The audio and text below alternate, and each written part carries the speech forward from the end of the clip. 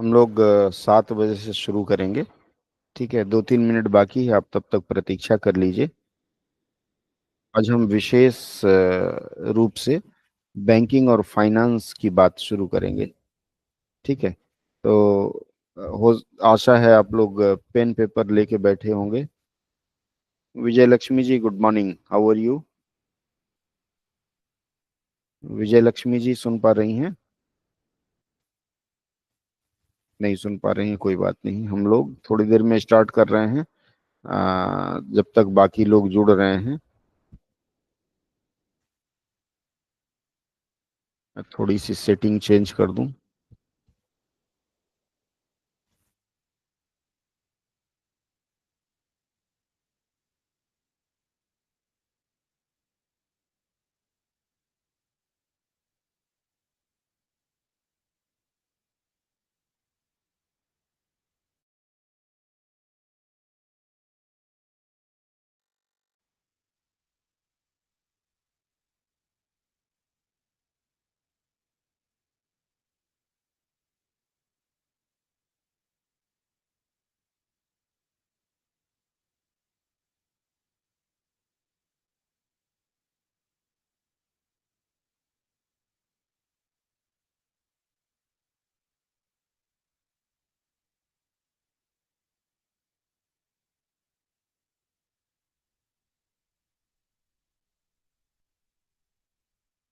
बस 2 मिनट में हम शुरू करेंगे। पिछले हफ्ते हमने आप लोगों को एक छोटा सा टास्क भेजा था, अगर याद हो तो आप लोगों को।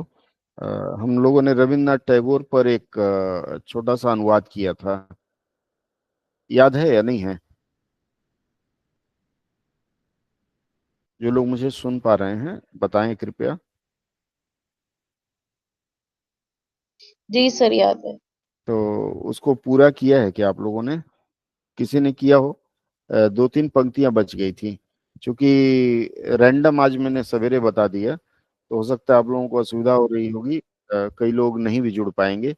इसके लिए मैंने यह लिंक फ्री फायर में डाल दिया। आज का जो यूट्यूब पे ये लाइव प्रसारित हो रहा है, वह मैंने यूट्यूब पर भी डाल दिया है। तो मान लीजिए किसी को लगे कि छूट गया है, तो आज का यह सत्र यूट्यूब पे लाइव मिल जाएगा आप लोगों को।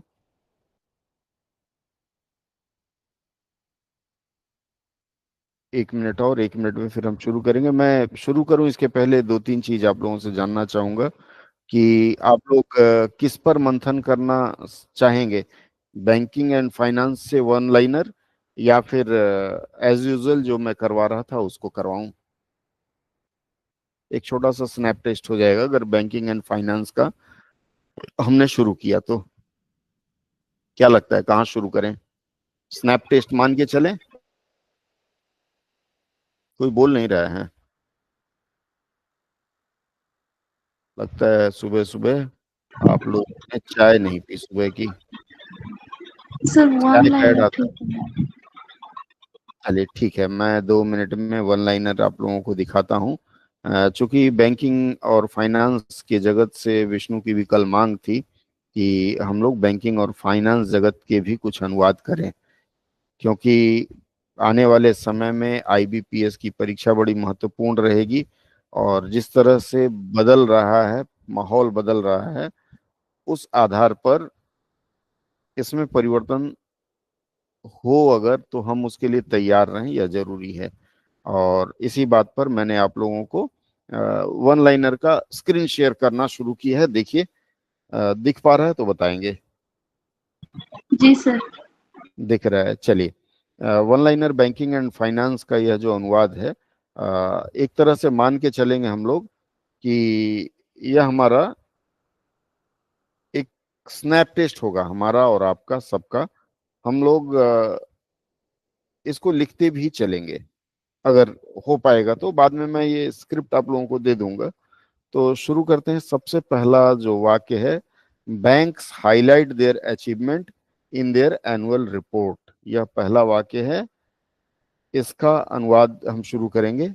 बताएं, आप में से किसी को पता हो तो बताएं। Banks highlight their achievements in their, post, क्या होगा इसका?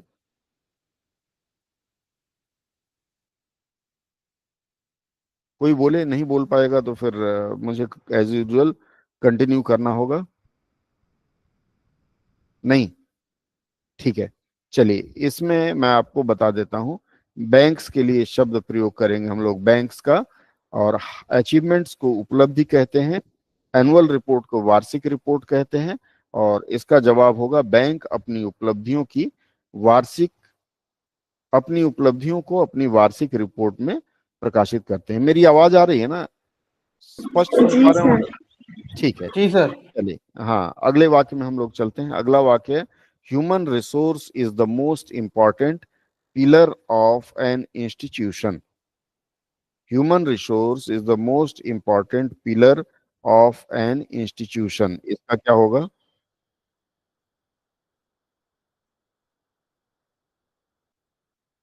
सर प्रयास करें, नहीं तो फिर आनंद नहीं आएगा। हाँ, बोलिए, बताएं, प्रयास करें। ह्यूमन रिसोर्स को क्या कहते हैं? मानव सर संसाधन। मानव संसाधन। संसाधन और किसी भी रिसोर्स का, हाँ, मानव संसाधन किसी भी संस्था का महत्वपूर्ण स्तंभ है। स्तंभ है। चलिए, वेरी गुड, महत्वपूर्ण स्तंभ है। और कोई बताएगा? सबसे महत्वपूर्ण सर। सबसे महत्वपूर्ण। चलिए, अब इसका हम लोग देखते हैं, ये भाई साहब क्या कहते हैं। मानव संसाधन, यहाँ देखिए ए लिखा हुआ है ना, तो कभी कभी हम लोग किसी भी का प्रयोग कर लेते हैं, लेकिन एनी जो शब्द है, एनी मतलब होगा किसी का ना, तो ये संस्था लिखेंगे। ए है, जैसे दिस इज ए बॉय, तो यह लड़का है, इस तरह का हम प्रयोग करते हैं ना। उसी तरह से हम इसको इस रूप में प्रयोग करेंगे कि किसी का प्रयोग नहीं करेंगे। ठीक है। ये छोटी छोटी जो बारीक चीजें हैं वो आपको जानना होगा, नहीं तो परीक्षा में कष्ट होगा। अगला है, process of liquidation is going on. Liquid का मतलब होता है तरल पदार्थ। बताएं। प्रोसेस सरलीकरण ऑफ की प्रक्रिया जारी है। किसका? तरलीकरण। Very bad. तरलीकरण शब्द बैंकिंग अनुवाद में नहीं होता है। हम लोग बैंकिंग एंड फाइनेंस के पढ़ रहे हैं। और लिक्विडेशन का मतलब क्या होता है? जैसे कोई दिवाला हो गया है, ठीक है, तो दिवाला अगर हो गया, दिवालिया कहते हैं, दिवालिया अगर कोई हो गया है, तो उसकी जो संपत्ति है, जो बैंकों के पास गिरवी पड़ी है, उस संपत्ति को बेचने की प्रक्रिया शुरू होती है, ताकि उसको बेच करके हम उसका जो भी बकाया है वसूल सकें। और इसको सर कहते हैं दिवालिया की प्रक्रिया जारी है। नहीं, इसको परिसमापन कहते हैं। परिसमापन लिख दीजिएगा। लिक्विडेशन जो शब्द है, ये आपका वोकैब्स के भी काम आएगा। बैंकिंग वोकैब्स आप लोग करते हैं ना, तो बैंकिंग आरबीआई ग्लॉसरी या ग्लोसरी। बैंकिंग, हाँ, इसमें इसको लिक्विडेशन को परिसमापन कहा जाता है। ठीक है। अगला वाक्य है, consolidation is done at LHO level. यह एक एब्रिविएशन है, और आपको पता होगा कि आजकल एब्रिविएशन भी बैंकों में पूछते हैं। ठीक है। तो LHO का मतलब क्या होगा? LHO का मतलब होता है लोकल हेड ऑफिस। कंसोलिडेशन का क्या मतलब होगा? कंसोलिडेट करते हैं ना, क्या करते हैं, बताएं। अगर मुझे बताना होगा तो फिर लाभ नहीं होगा, क्योंकि मैं तो बड़बड़ बड़बड़ बोल जाऊंगा, फिर आनंद नहीं आएगा आज के आनंद का। चलिए, मैं बता देता हूं इसको। कॉन्सोलिडेशन, कॉन्सोलिडेट का मतलब होता है समेकित, और कॉन्सोलिडेशन जो शब्द होता है उसका मतलब होता है समेकन।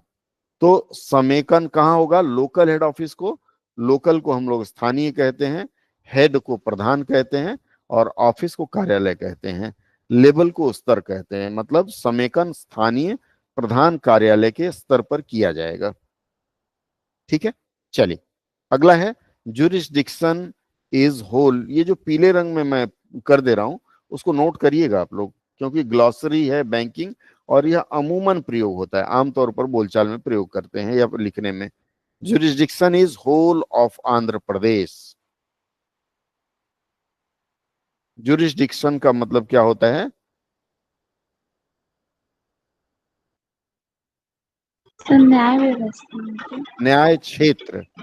न्याय क्षेत्र, क्षेत्र। अधिकार क्षेत्र कई जगह कहा जाता है। होल का मतलब संपूर्ण, और आंध्र प्रदेश की हिंदी आपको पता ही है। तो जुरिस्डिक्शन अधिकार क्षेत्र को एक शब्द में यदि कहना हो हमें, तो हमें कहना होगा क्षेत्राधिकार। क्या कहना होगा? क्षेत्राधिकार। क्षेत्राधिकार। नोट करते चलिएगा ये सब शब्द, जी सर। ठीक है। जुरिस्डिक्शन का मतलब होता है क्षेत्राधिकार। अगला लेते हैं, ratification of the proposal is required. Proposal का मतलब होता है प्रस्ताव, रिक्वायर्ड का मतलब है आवश्यक है। रेटिफिकेशन, एक होता है रट्टाफिकेशन जो आप लोग करते हैं या जो पढ़ने वाले बच्चे करते हैं, रट्टाफिकेशन। उसको अंग्रेजी में रोटाफिकेशन बोलते हैं, ROTA, रट्टा मारना जिसको कहते हैं। और रेटिफिकेशन क्या है? रैट जो शब्द है चूहा नहीं है यहाँ। प्रमाणीकरण। क्या प्रमाणीकरण, अनुसमर्थन इसको कहा जाता है, ठीक है। रेटिफिकेशन को अनुसमर्थन कहा जाता है, नोट कर लीजिए। आज हम लोग दो मुद्दे तैयार कर रहे हैं और ये भाषा शिक्षण के ऑफिशियल जो चैनल है अनुवाद वाला, उस पर यह लाइव है। इसको मैं प्राइवेट नहीं करूंगा, इसको आप लोग बाद में भी देख सकते हैं, अपने दोस्तों से भी साझा कर सकते हैं। Ratification of the proposal is required, इसका मतलब है, चूंकि देखिए मैंने आपको बताया है कि ऑफ के बाद जो शब्द आता है उस शब्द को हम लोग सब्जेक्ट या कर्ता मानते हुए उसको आगे ले आते हैं। तो इस वाक्य में भी देखिए प्रस्ताव जो शब्द है वह आगे आया हुआ है, ठीक है। आगे बढ़ते हैं हम लोग। An appraisal system has been introduced. An appraisal system का मतलब होता है प्रणाली, इंट्रोड्यूस का मतलब होता है शुरू की गई है। अप्राइजल का मतलब क्या होता है? अप्राइजल का मूल्यांकन। मूल्यांकन। Very good. और कोई शब्द? और कोई शब्द बताइए, सुझाव दीजिए। आपको पास किया जाता है, आपने मूल्यांकन का सही जवाब दिया है, हमारे कंप्यूटर जी आपके जवाब से सहमत हैं। An appraisal system has been introduce, introduce का मतलब प्रारंभ की गई है। तो क्या होगा? मूल्यांकन प्रणाली प्रारंभ की गई है। बस ये चार तक हम और पहुंचेंगे। सिर्फ हमने कितना लिया है? 14 अर्थात 14 लिया है हमने, और 14 के बाद आप इस पर आनंद कर सकते हैं, फिर हम आगे बात करेंगे। देखिए, competition is intensifying day by day. Competition का मतलब क्या होता है? प्रतिस्पर्धा। प्रतिस्पर्धा, और अन्यथा स्पर्धा आप लिख सकते हैं। इज इंटेंसिफाइंग, इंटेंस का मतलब होता है सघन होना, बढ़ना। Very good. तो डे बाय डे का मतलब होता है दिन भर दिन। दिन प्रतिदिन। दिन बर दिन उर्दू में कहा जाता है, दिन प्रतिदिन। तो इसकी हिंदी क्या होगी? प्रतिस्पर्धा दिन प्रतिदिन बढ़ती जा रही है, या दिन प्रतिदिन प्रतिस्पर्धा बढ़ती जा रही है। हाँ, यहाँ बढ़ती की जगह इन्होंने इंटेंसिफाई जो शब्द है इसके लिए पारिभाषिक शब्दावली में कड़ा होना लिखा गया है। नोट करेंगे, इंटेंसिफाइंग का कड़ी होती जा रही है, यह होगा। नोट कर लीजिए। आपने, ममता ने ठीक ठाक बोला है, लेकिन चूंकि बैंकिंग के अनुवाद में जाएंगे तो मैंने हमेशा बताया है कि क्षेत्र विशेष के अनुसार हम लोग अनुवाद करते हैं और उसके अनुसार यह होगा। चलिए, अगला है, endorsement on the cheque is not in order. Endorsement शब्द नोट करिएगा। इंडोर्समेंट क्या कहे? तारांकन, परांकन, एंडोर्समेंट। पृष्ठांकन। पृष्ठांकन। देखिए, पृष्ठांकन का प्रयोग हम लोग कहाँ करते हैं पता है? पृष्ठांकन का प्रयोग हम लोग करते हैं प्रशासनिक जो कार्य होंगे उसमें, और यह प्रशासनिक का ही शब्द है, इसको पृष्ठांकन कहा गया है, ठीक है। पृष्ठांकन का मतलब क्या हो गया कि उस पर लिखा जाता है। जैसे मान लीजिए आपके पास बैंक में एक चेक आया, या आपने बैंक में एक चेक जमा किया भुनाने के लिए, तो उस चेक पर विवरण लिखा जाता है। जैसे मैनेजर उसको पास करते हैं तो कई विवरण लिखे जाते हैं, उसको पृष्ठांकन कहा जाता है। चेक पर पृष्ठांकन ठीक से नहीं किया गया है, is not in order. Not in order का, ऑर्डर का यहाँ आदेश नहीं लिखेंगे। इन ऑर्डर का मतलब होता है ठीक से नहीं है, ये ठीक होना। इन ऑर्डर जो शब्द है इसके लिए लिख लीजिए ठीक होना। नोट कर लीजिएगा इसको। ठीक है, ये ठीक जो शब्द है इन ऑर्डर के लिए प्रयोग होता है। आज का 10वां सवाल है, please contact the customer associates. Paschim Bangal में दुर्गा पूजा की धूम चल रही है और अधिकांश जो बालक बालिकाएं हैं पश्चिम बंगाल के, रात भर दुर्गा पूजा घूमे होंगे तो उनके पास समय नहीं हो पाया होगा, तो आधी अधूरी नींद में है, इसलिए 14 बताने के बाद यह सत्र समाप्त कर दूंगा। आप लोग भी आनंद करिएगा। ठीक है, अगला शब्द है, please contact the customer associate. Customer को कहते हैं ग्राहक, कांटेक्ट का मतलब होता है संपर्क, और प्लीज का मतलब होता है कृपया। एसोसिएट को क्या कहते हैं? सहायक। ग्राहक, सहायक। और कोई शब्द इसके लिए? सर संघ एसोसिएशन के लिए प्रयोग होता है, तो एसोसिएट के लिए क्या होगा? साथी कर दीजिए। देखते हैं हमारे कंप्यूटर बाबा क्या बताते हैं इसको। कंप्यूटर बाबा ने इसको सहयोगी कहा है। ठीक है, तो यहाँ एसोसिएट के लिए हम लोग कौन सा शब्द प्रयोग करेंगे? एसोसिएट। बैंकिंग में इसको एसोसिएट, सहायक सर या मिलने की जगह संपर्क करे भी तो हो सकता है ना? प्लीज कांटेक्ट, मिलने संपर्क करें दोनों चलेगा। ठीक है, अगर आपको लगता है कि इसको हमें क्या लिखना चाहिए, संपर्क करें लिखना चाहिए, वह भी चलेगा। ठीक है, बहुत अच्छा जवाब ममता की ओर से। ममता आज फुल फॉर्म में है। वेरी गुड, अच्छा लगा देख के। हाँ, आगे। सर ये नाम वाले में चेक पर पृष्ठांकन ठीक से नहीं है, इसमें क्रम अनुसार नहीं है, ऐसे भी तो कर सकते हैं इन ऑर्डर को। नहीं, देखिए क्या होता है, क्षेत्र विशेष, सब्जेक्ट स्पेसिफिक अनुवाद करना होगा। चूंकि यह बैंकिंग एंड फाइनेंस का है, तो बैंकिंग और फाइनेंस में इसको पृष्ठांकन का ही प्रयोग करते हैं इस शब्द के लिए। ठीक है, आगे बढ़े। कोई और doubt? Customer service is the key का मतलब होता है चाबी, की टू एक्वायर, एक्वायर का मतलब होता है हासिल करना या प्राप्त करना या लेना। मोर बिजनेस, बिजनेस का मतलब यहां हो जाएगा व्यापार। फॉर एनी ऑर्गेनाइजेशन, ऑर्गेनाइजेशन को हम लोग संस्थान लिख सकते हैं। हाँ। ठीक है, तो गुड कस्टमर, गुड का मतलब अच्छा, कस्टमर का मतलब होता है ग्राहक, सर्विस का मतलब होता है सेवा। क्या है?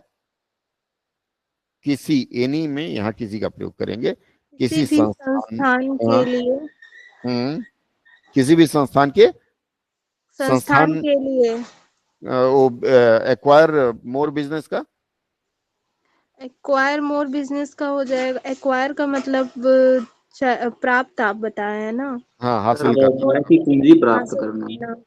चलिए और ठीक है, देखिए कंप्यूटर बाबा क्या कहते हैं।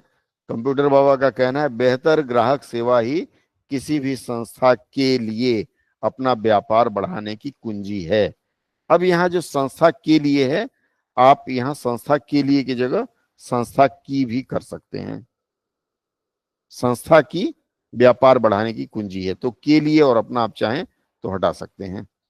बेहतर ग्राहक सेवा किसी भी संस्था के लिए व्यापार बढ़ाने की कुंजी है, आप इसका इस तरह से भी अनुवाद कर सकते हैं। ठीक है, एक छोटा सा हिंदी व्याकरण का प्रश्न ले लेता हूं मैं। यहां यह जो अपना शब्द है, अपना शब्द कौन सा सर्वनाम है? निजवाचक। वेरी गुड, बहुत अच्छा, सही बताया आप लोगों ने, निजवाचक है। चलिए 12वां प्रश्न लेते हैं। 12वां प्रश्न है, reconciliation is an integral part of banking. Integral का मतलब क्या होता है? अभिन्न। सर एकीकृत। अभिन्न, वेरी गुड। अभिन्न पार्ट का मतलब हिस्सा, बैंकिंग का मतलब बैंकिंग होगा। और रिकॉन्सिलिएशन मुझे भी नहीं पता, आप लोग बताएंगे मुझे। समझौता। है क्या? समझौता। समाधान। समझौता नहीं होगा, और कुछ? पुनः समाधान। पुनर्गठन। समाधान। प्रवचन तो नहीं होता, क्या बोले आप? ठीक है, चलिए देखते हैं कंप्यूटर जी क्या बताते हैं। हमारे हमारे बाबा ने समाधान कहा है रिकॉन्सिलिएशन के लिए। समाधान बैंकिंग प्रक्रिया का अभिन्न अंग है। नोट कर लीजिएगा आप लोग। यहाँ इंटीग्रल के लिए इन्होंने अभिन्न लिखा है। बैंकिंग क्षेत्र में रिकॉन्सिलिएशन को समाधान कहा गया है। सर री के लिए तो पुनः समाधान होगा ना? पुनर्समाधान, लेकिन बैंकिंग में इसमें इन्होंने यही लिखा है। मेरे विचार से पुनर्समाधान होना उचित था। क्या कहते हैं, किसके साथ जाया जाए? सर आपके साथ सहमत है। ठीक है, पुनर्समाधान, लेकिन बैंकिंग में समाधान का प्रयोग करते हैं इसके लिए। ठीक है, 13वां प्रश्न। और अगर आपने हर प्रश्न का जवाब ठीक ठीक नोट किया है तो आज के विजेता आप रहेंगे। ठीक है, एनबीएफसी कंपनीज, एनबीएमसी का फुल फॉर्म क्या होगा? Non banking finance corporation. Financial company. Finance या financial? Financial. Finance. Non banking finance, बहुत कॉन्फिडेंस है, तो सही होगा। वेरी गुड, आगे बढ़ते हैं। कंपनीज को कंपनियां, फेसिंग का मतलब सामना करना। सामना कर रहे हैं। Very good. लिक्विडिटी, चल क्रंच, निधि। चल निधि। चल निधि या निधि, तरलता। क्रंच का सर चल निधि या तरलता होता है। चल निधि, क्रंच। पक्का। क्रंच का मतलब कमी। वाक्य में अगर हम सजाएंगे तो देखिए यहाँ इन्होंने एनबीएफसी को एनबीएफसी रूप में लिख लिया है, क्योंकि जिन्होंने अनुवाद किया है उनको शायद पता नहीं था कि एनबीएफसी का मतलब क्या होता है। गैर बैंकिंग वित्तीय, क्या होता है? संस्था। वित्तीय कंपनियां या गैर बैंकिंग वित्त कंपनी। कंपनी होता है कॉर्पोरेशन। नॉन बैंकिंग सर निगम होना चाहिए ना सर। निगम, हाँ सॉरी। कंपनी को कंपनी ही बोलते हैं सर। सी कंपनी सर अगर लिखते हैं, कॉरपोरेशन का निगम होता है, कंपनी का कंपनी ही रहेगा। निकाय होता है। निकाय। निकाय या कंपनी ही वो होता है इसका, कंपनी इसके का साथ मतलब। आएंगे हम लोग। सर निगम होगा क्योंकि सी का अर्थ यहाँ कॉर्पोरेशन ही लिया गया है। पक्का? जी अब सर। आप लोग बताएं, सभी लोग मिलके बताएं। और कोई? नॉन बैंकिंग फाइनेंशियल कंपनी, सबसे पहले इसका पूरा जो नाम होता है वह है non banking financial company, NBFC. Finance company नहीं होता है, ध्यान रखिएगा। और अब हमारा जो प्रश्न है, निकाय या फिर क्या होगा? निगम। चूंकि निकाय या निगम तो हम लोग कर ही नहीं सकते, कर सकते हैं क्या? नहीं सर, निकाय तो बॉडी के लिए आता है ना सर। बिल्कुल बिल्कुल। और निगम कॉरपोरेशन के लिए। कॉर्पोरेशन के लिए। कॉर्पोरेशन। तो यहाँ कंपनी के लिए हम लोग क्या लिखेंगे? सर कंपनी ही सही रहेगा ना सर। कंपनी ही होगा। सही, क्या कंपनी ही होगा? तो यहाँ आपको इसका फुल फॉर्म अगर देखना है तो एनबीएफसी को आप लिखेंगे गैर बैंकिंग वित्तीय कंपनी। इसका फुल फॉर्म होगा गैर बैंकिंग वित्तीय कंपनी एनबीएफसी के लिए। और कंपनीज है तो कंपनियां। ठीक है सर हाँ, सुपरफ्लस है यहाँ पे, सुपरफ्लुअस मतलब उसमें भी कंपनी है जिसमें एब्रिविएशन में, और कंपनीज में भी कंपनी हुआ है, तो इसमें सर एक ही यूज होगा। यस बिल्कुल सही आपने कहा, एक ही यूज होगा। इसीलिए देखिए स्क्रीन पर मैंने सिर्फ एक ही प्रयोग किया, दो नहीं किया है। देख पा रहे होंगे स्क्रीन पर मैंने एनबीएफसी गैर बैंकिंग वित्तीय तक ही ब्रैकेट में रखा है, कंपनी नहीं किया है अलग से। ठीक है, क्योंकि देखिए यहाँ यह जो भाषा लिखी गई है यह बैंकिंग प्रशासन की भाषा है, तो एनबीएफसी को एक अलग इकाई माना गया है। तो एनबीएफसी रूप में जब लिखेंगे तो कंपनियां लिखेंगे, यदि गैर बैंकिंग लिखेंगे, उसका फुल फॉर्म लिखेंगे, तब कंपनियां नहीं कंपनी लिखेंगे, मतलब सी नहीं। ठीक है, सर यहाँ लिक्विडिटी का मतलब एग्जैक्ट मीनिंग क्या बता रहा है? नकदी। हाँ लिक्विडिटी का मतलब होता है नकदी। लिक्विड जो इन्होंने लिखा है उसका नकद लिखा है इन्होंने, नकदी की समस्या। लिक्विडिटी मतलब पैसे की कमी होती है, तो इसको नकदी की समस्या या नकदी की कमी की समस्या। क्रंच को इन्होंने कमी लिखा है। ठीक है, जी सर। तो आप इसको इस रूप में लिख सकते हैं, क्योंकि लिक्विड जो कहते हैं ना, लिक्विड असेट, लिक्विड असेट सुना है आपने कभी? जी सर। एसेट को क्या कहते हैं हिंदी में? एसेट को सर, लिक्विड एसेट पूरा। सर इसको मतलब तरल संपत्ति बोलते हैं। सर चल नहीं संपत्ति। नहीं, और कुछ? चल चल संपत्ति आस्ती, सर। आस्ती हाँ। आस्ती, आस्तिया। चल आस्तियां बोला जाता है। तो देखिए चूंकि आप बैंकिंग के लिए जा रहे हैं ना, तो बैंकिंग वोकैब्स का यह महत्वपूर्ण अंश है जिसको आपको जानना चाहिए। और आज का आखिरी सवाल है, आज का आखिरी सवाल, nowadays government is giving more importance to financial inclusion.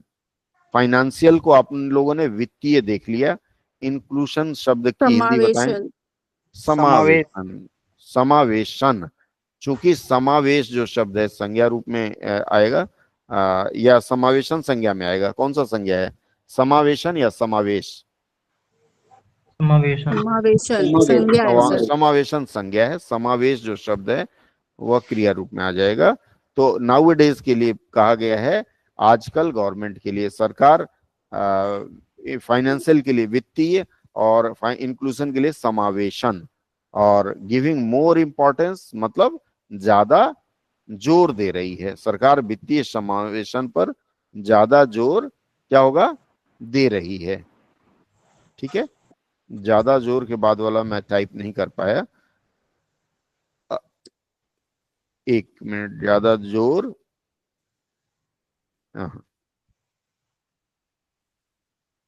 ठीक है, यहाँ तक अधिक 14 महत्व प्रश्न थे। दे रही है भी तो होगा ना? हाँ, अधिक महत्व दे रही है, कर सकते हैं। जी सर। ठीक है, जो जो शब्द मैंने बताया, मुझे लगता है लगभग 16-17 शब्द मैंने आप लोगों को बता दिया बैंकिंग वोकैब्स का, और एक छोटा सा स्नैप टेस्ट ले लिया। ठीक है, एक चीज मैं थोड़ा सा और बता दूं आपको कि यह जो टेस्ट लेने का मैंने तरीका आपके साथ आजमाया है, जैसे आप परीक्षा देने जाएंगे तो वन लाइनर अनुवाद आता है, तो अगर इस तरह का वन लाइनर आपके दिमाग में पहले से छपा रहेगा तो आपको ढूंढने में मुश्किल नहीं होगी, इसलिए मैंने यह तरीका किया है। यह तरीका अगर ठीक हो तो बताएं, नहीं तो फिर वो 4 ऑप्शन दे करके कल मतलब अगली चर्चा में करूंगा। नहीं सर, ये ठीक है सर, बहुत अच्छी ये है। बहुत इफेक्टिव है, ये वाला तरीका बहुत इफेक्टिव है सर। ये ज्यादा अच्छा है, तो ठीक है, फिर हम लोग सर आप अगले दिन जैसे से, पूछ रहे हैं तो हम लोग भी अपने दिमाग पे जोर डाल रहे कि हमने कहीं पढ़ा था, ये हो सकता है जी ऐसा। हाँ, और इसका विशेष लाभ यह मिलेगा ना कि ऐसा आप देखेंगे तो पहली नजर में ही आपको याद हो जाएगा, या फिर पहली नजर में आपको मिल जाएगा। ठीक है, आज की जी सर। चर्चा बस शॉर्ट रखूंगा, मैंने सोचा था रविन्द्रनाथ टैगोर वाला वो पूरा करा दूं, लेकिन बहुत लोग अभी चूंकि घूमने के मूड में हैं तो कोई दिक्कत नहीं, हम लोग अगली बार कर लेंगे। ठीक है, कल के लिए क्या विचार है, कल भी आप लोग पूजा घूमेंगे तो कल परसों हम ये हफ्ता छोड़ दें, या कल सवेरे मिलना है? सर ये टाइम तो ठीक है ना सर, 7 बजे तो कोई नहीं घूमता। ठीक है, फिर कल 7 बजे किस पर चर्चा चाहेंगे आप लोग, किस विषय सर पर? ट्रांसलेशन वन लाइनर चाहिए सर। क्या, हाँ सर, ट्रांसलेशन पे ही क्लास लीजिए, हम मतलब लोग का ये ट्रांसलेशन जो सही नहीं होता। ट्रांसलेशन, सुनिए ना, ट्रांसलेशन दो तरह का हो गया, ट्रांसलेशन 2 तरह का हो गया। एक तो जो मैंने आज वन लाइनर पे बात किया है, आप वन लाइनर चाहेंगे या फिर आप लोग चाहेंगे वन कि liner sir, one liner. Multi liner? One liner, one liner. ठीक है, फिर कल हम लोग वन लाइनर पर बात करेंगे इसी तरह से। चूंकि कल मेरे पास लैपटॉप नहीं रहेगा तो फिर मैं बोलूंगा और आप लोग नोट करिएगा, ये हो पाएगा ना? जी सर। ठीक है, मैं आपको प्रश्न दे दिया करूंगा, फिर आप लोग उस पर मुझे बताइएगा कि क्या होना चाहिए। ठीक है, चलिए फिर आज की